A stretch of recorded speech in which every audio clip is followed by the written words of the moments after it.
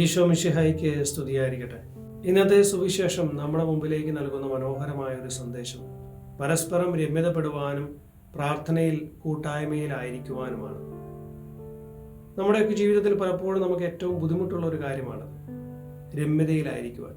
പരസ്പരം കടിച്ചു കീറുന്ന സഹോദരങ്ങൾ വസിക്കുന്ന കുടുംബങ്ങളുണ്ടാകാം. ഭാര്യാഭർത്താക്കന്മാർ തമ്മിലുള്ള പ്രയാസങ്ങളോ വിഷമങ്ങളോ ഒക്കെ നിറഞ്ഞ അവസ്ഥകളുണ്ടാകാം. യേശുനാഥൻ പറയുന്നുണ്ട്, നിങ്ങൾ ഭൂമിയിൽ കെട്ടുന്നതെല്ലാം സ്വർഗത്തിലും കെട്ടപ്പെട്ടിരിക്കും, നിങ്ങൾ ഭൂമിയിൽ അഴിക്കുന്നതെല്ലാം സ്വർഗത്തിലും അഴിക്കപ്പെട്ടിരിക്കും. നമ്മുടെ വെറുപ്പിൻ്റെ, വിദ്വേഷത്തിൻ്റെ, പകയുടെ കെട്ടുകൾ അഴിക്കുവാനും രമ്യതയിൽ സ്നേഹത്തിലായിരിക്കുവാനും നമുക്ക് സാധിക്കട്ടെ. സുവിശേഷത്തിൻ്റെ അവസാന ഭാഗം യേശുനാഥൻ പറയുന്നുണ്ട്, നിങ്ങൾ രണ്ടുപേർ ചേർന്ന് ഒരുമിച്ച് എന്നോട് ചോദിക്കുന്ന കാര്യങ്ങളൊക്കെ നിങ്ങൾക്ക് ഞാൻ നൽകുമെന്ന്. ഒന്നോ രണ്ടോ പേർ എൻ്റെ നാമത്തിൽ ഒന്നിച്ചു കൂടുന്നിടത്ത് അവരുടെ മധ്യേ ഞാനുണ്ടായിരിക്കും. ദൈവം അനുഗ്രഹിക്കട്ടെ. ആമേൻ.